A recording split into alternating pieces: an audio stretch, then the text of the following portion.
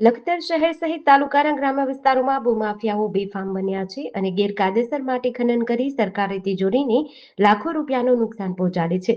જે અંગે લખતરનું વહીવટીતંત્ર આંખ આડા કાન કરી રહ્યું હોય એમ તાલુકામાં લોકમુખે ચર્ચાઈ રહ્યું છે. લખતરના સદાત ગામે આવેલ ઉમઈ નદીમાં રાત્રે રેતી ચોરી થતી હોવાની ફરિયાદો ઉઠી રહી છે. જે અંગે ગામના જાગૃત નાગરિક મુકેશ પંડ્યાએ લખતર પોલીસ સ્ટેશન, લખતર મામલતદાર કચેરી, Surendranagar collector, mining control Gandhinagar સહિતની ઉચ્ચ કક્ષાએ રજૂઆત કરી છે.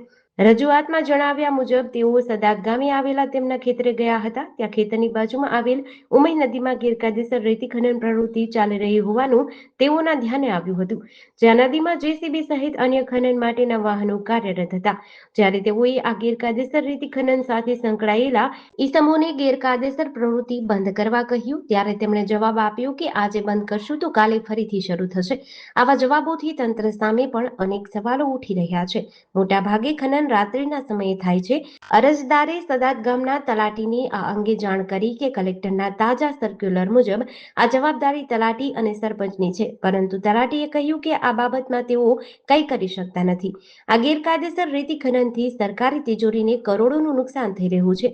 ત્યારે તંત્ર દ્વારા આ ગેરકાયદેસર પ્રવૃત્તિઓને રોકી જવાબદાર લોકો સામે કડક કાર્યવાહી કરવામાં આવે તેવી મુકેશ પંડ્યા દ્વારા માંગ કરવામાં આવી છે. જેટીસી ન્યૂઝ સાથે જયેન્દ્રસિંહ ઝાલા, લખતર.